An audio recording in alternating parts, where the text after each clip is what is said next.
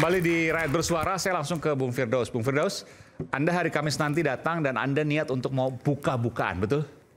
Ya, saya datang hanya memohon agar saya bisa bersidang kembali. Dan saya bilang saya tidak juga membangkang dalam proses ini. Anda namun, menjelaskan nanti ya? Ya, saya ingin mencoba untuk memohon pada hakim karena saya sudah mengajukan surat keberatan atau surat permohonan maaf, 2 surat yang saya ajukan. Jadi mudah-mudahan hakim bisa menerima saya kembali untuk bersidang karena putusannya kan belum ada. Gitu. Jadi administrasi hukumnya udah saya buka itu aja. Oke. Ya. Mengenai adanya kejanggalan dan lain sebagainya, Anda akan menyampaikan juga. Mungkin kalau bukan di sidang Anda tidak bisa, mungkin ke media dan lain sebagainya? Enggak. Kalau saya sekarang kan udah minta maaf sama Pak Ketua Mahkamah Agung. Apa sih yang Anda sampaikan waktu ke Ketua Mahkamah Agung hari ini ya? Iya hari ini kami kami memang hilaf. Saya hilaf, khususnya saya hilaf. Hilaf naik ke atas meja? Hilaf naik ke atas meja, itu aja sih. Anda sudah minta maaf ya, itu? Saya udah minta maaf dengan ikhlas. Dan atas berita-berita yang menyiarkan video saya, pernyataan saya terkait dengan di sini juga kemarin mau mengganti Mahkamah Agung lah apa segala. Kalau saya sudah jadi menteri apa, itu saya juga udah minta maaf. Saya nggak akan pernah ngulangi lagi karena itu spontanitas, karena rasa ingin saya membenahi hukum di Indonesia gitu. Saya boleh tanya nggak pribadi sedikit nih, ya. Karena viral di media sosial, Anda punya gunung 700 ton di uranium, itu betul? Bukan gunung 700 ton, jadi saya kan kebetulan nangani ahli waris daripada cucunya Raja Banten ya, namanya Raden Prabu Ngabe Awan. Okay. Beliau punya verponding itu ada 2, luasnya 110.000 hektar. Dari mulai Parung sampai Jasinga. Nah tanah-tanah itu sudah ada penetapan pengadilan dan putusan pengadilannya. Nah separuhnya jasa hukum saya. Oh. Ya, termasuk gunung sawit itu. Jadi 500 hektar lebih tuh? 50.000 hektar. Total berapa tadi total? Total 110.000 hektar, separuhnya buat saya dikasih oleh klien. 50.000 hektar di daerah? Iya di daerah Parung. Oke. Di daerah Parung itu saya diberikan jasa hukum. Itu apa tuh sekarang ditanami apa itu? Sawit. Oh, Dan udah ada pernyataan dari pemerintah juga tentang PTPN. Dan itu surat-suratnya sudah diurus? Sudah. Atas nama Anda sebagian itu, 50.000 hektar. Enggak, atas nama saya itu jasa hukum, bukan nama saya sertifikatnya. Karena itu belum disertifikat. Sebagai kompensasi bayaran hukum. Kompensasi bayaran kan? sebagai kuasa hukum. Oke. Iya. Tapi kan artinya udah haknya milik Anda dong? Sudah hak saya separuh. Iya, tinggal dibuatkan sertifikatnya. Ya. Oke, luar biasa tapi. 50.000 hektar tuh seluas apa berarti itu? Iya, pokoknya kalau buat bikin kabupaten cukup lah. Luar biasa. Saya bupatinya gitu ya. Oke, baik, kita tunggu tangan dulu. Oke. Jadi Bung Rasman, saya ke Anda tadi. Anda ingin buka-bukaan juga nanti di hari Kamis 2 hari dari sekarang? Ya, saya dapat WA dari Bapak Irjen Pol Purnawirawan Riki Sitohang, abang saya. Beliau ini minta disampaikan. Oke, silakan. Adinda, dia ini kan mantan Karwasidik, mantan Kapolda NTT ya. Tidak ada suatu perbuatan yang dapat dipidana tanpa ada undang-undang yang mengaturnya. Oke, tadi disampaikan juga oleh artinya clear. Prof. Marwarar. Nah, kemudian saya mau buka-bukaan tuh begini. Artinya gini, kalau dibilang contempt of court semuanya tidak ada. Kalau karena tidak ada yang mengatur undang-undangnya, maka tidak ada pidananya di situ. Apa yang mau dilaporkan? Oke, tapi kan ada pasal-pasal KUHP. Nah itu berarti itu tadi umum kan? Umum, betul. Kalau umum. Bukan contempt of court. Pertanyaannya itu wilayah teritorial mengutip Prof. Marwarar abang saya, karena itu wilayah teritorial terkait dalam urusan peradilan. Terus apa namanya di situ? Sulit kan? Karena itu tetap jatuhnya nanti penghinaan pengadilan kan gitu bang. Tapi kalau secara personal dilaporkan, multitafsir lagi gitu. Karena yang mengatur jalannya lalu lintas persidangan itu harusnya kan hakim. Bukan begini misalnya, ada orang melakukan pengancaman di dalam sidang. Iya. Orang-orang menyebutnya sebagai contempt of court. Tapi ada orang mengatakan itu bukan contempt of court, itu pengancaman. Pasalnya 335. Iya. Kan bisa? Iya. Kalau dilaporkan pidana umum biasa ya boleh saja. Tapi harus jangan dibawa dengan contempt of court. Oke. Nah pertanyaannya di situ, dalam sidang dibuka atau sudah diskors? Nah tapi merujuk pada Prof. Marwarar, taruhlah itu dulu. Saya hanya mau kritisi begini. Rilis Mahkamah Agung jelas. Telah terjadi contempt of court, itu poin 1. Yang kedua, memerintahkan agar Ketua Pengadilan Negeri Jakarta Utara untuk melaporkan. Oke. Jadi kalau judul besarnya contempt of court, harus ada diatur dulu undang-undang terkait dengan contempt of court. Itu masih RUU, Adinda. Kalau itu belum diatur artinya pidana biasa. Itu pun debatable. Oke. Saya ke Bung Frederick. Boleh, bentar. Anda bisa menjelaskan soal ini. Ada 3 pasal tadi ya, 207, 217, dan 335. Begini, KUHP. 207 itu hanya melakukan perlawanan atau terhadap penguasa. Jadi tidak ada ceritanya perlawanan atau melawan untuk peradilan atau persidangan. Hakim bukan penguasa? Bukan dalam ini. Hakim kan penegak hukum, bukan penguasa. Penguasa itu eksekutif. Harus eksekutif. Ya. Oke, jadi 207 menurut Anda nggak bisa diterapkan? 207 bisa dilakukan kalau bisa dibuktikan bahwa dia melakukan perlawanan. Di sana ada penguasanya siapa. Yang saya tahu, yang saya lihat dan saya dengar cerita, kan itu sudah bukan dalam persidangan. Kalau sudah bukan di ruang sidang sampai dalam persidangan. Enggak, 207 dulu nih. 207 bisa, dulu. Pak, itu 207 itu dalam persidangan. Oh, dalam persidangan dan penguasa. Iya. Dua-duanya menurut Anda nggak ada? Tidak penguasa ada. yang nggak ada. 217 itu melakukan kegaduhan dan yang 207 dulu. persidangan. Penguasanya tidak ada dan sidangnya sudah diskors. Ya sudah diskors. Itu 207. Ya. 217? 217 itu kan melakukan kegaduhan dalam persidangan. Itu bisa dikenakan, tapi itu pidana umum, Pak.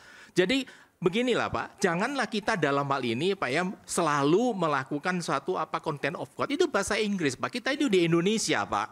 Kalau penghinaan terhadap pengadilan ya sebutannya penghinaan terhadap Indonesia.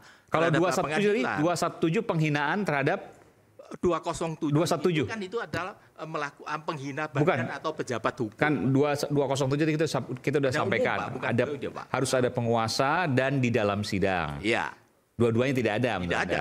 Kalau 217 ini menimbulkan kegaduhan dalam persidangan. Ini kan bukan dalam persidangan, Pak. Karena sidangnya sudah diskors. Ya, dalam ruang sidang, dalam persidangan itu totally beda, Pak. Arti hukumnya itu beda. Tapi itu silakan nanti bela diri dalam bala penyidik, Pak. Baik. Saya hanya menyatakan 335 sekarang. 335 itu, Pak, perbuatan tidak menyenangkan sudah dihapus oleh Mahkamah Konstitusi. Kalau dalam hal ini kekerasan, silakan aja bisa membuktikan kapan tersangka itu atau misalkan sudah jadi tersangka ya sudah melakukan kekerasan itu harus pembuktian. Bentuknya Pak. Tadi disebutkan ada misalnya betul, menendang, Pak. Apa yang dibicarakan itu memukul. catatan itu memang betul Pak, kan gitu. Baik. Dalam hal ini Pak saya harus kasih tahu satu, ingatkan Pak ya, kita ini negara namanya Eropa kontinental Pak. Kita berlaku hukum positif Pak. Jadi tidak bisa mengatakan bahwa ini untuk wibawa hakim Pak. Undang-undang kita tidak mencantumkan ini Pak. Kita itu bukan Anglo-Saxon, kita bukan namanya hukum progresif. Maksudnya Pak. wibawa hakim tidak diatur dalam Eropa kontinental? Gini Pak, apa yang diatur Eropa kontinental itu adalah civil law Pak. Civil law itu dalam hal ini adalah apa yang tertera dalam undang-undang. Sebagaimana pasal 1 dalam KUHP tersebut kan Bapak tadi, Prof kan sudah menyatakan. Kalau tidak ada tertera dalam undang-undang itu tidak bisa dilakukan. Tidak merupakan suatu tindak pidana Pak. Saya ke Prof Marwara, tadi sebutkan di belajari satu persatu ya, dikupas satu persatu, 207, 217, 335, semuanya nggak masuk delik kalau disampaikan oleh Pak Frederick. Saya kira kalau saya bisa menangkap delik juga, maksudnya dalam pengertian contempt yang diatur dalam sistem Anglo-Saxon, ya. Tetapi contempt di sini adalah generik, dia kan? Bukan yang 207, Prof. Ya, 207 harus pada penguasa. Tidak ada penguasa di sidang pengadilan. Saya kira hakim itu termasuk penguasa yang menjaga ketertiban. Itu soal tafsir saja lah. 217 harusnya masih berada dalam sidang, padahal sidang sudah diskors. Saya kira tidak bisa kita katakan itu secara umum seperti itu.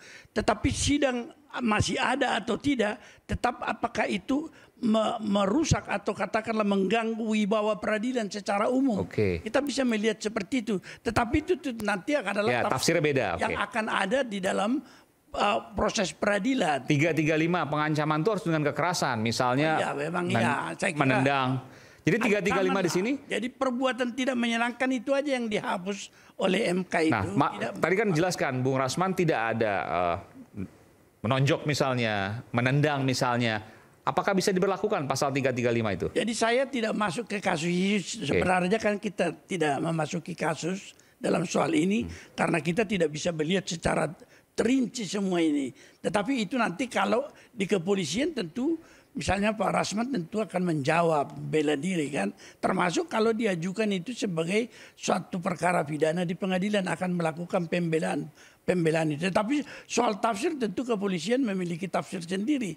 Peradilan nanti akan lebih terbuka di dalam. Bang, izin Prof. Itu bahaya pernyataan Prof. Kalau dibilang punya tafsir sendiri polisi, bahaya negara ini, Pak. Enggak, Kan rangka, tunggu Bang. Rangka ini kan sudah dijelaskan tadi, Bang. Tentu dia berdasarkan tafsiran yang dimilikinya. Tetapi tafsir yang berlaku umum. Tetapi nanti di peradilan boleh itu bisa dengan pembelaan Anda akan berbeda. Tunggu dulu. Ini kan belum tentu ke pengadilan ini, kan begitu. Saya tidak mengatakan tunggu Prof. Prof, saya tanya Prof. Ini dilaporkan terkait dengan penghinaan pengadilan. Bahasa Indonesia begitu, contempt of court.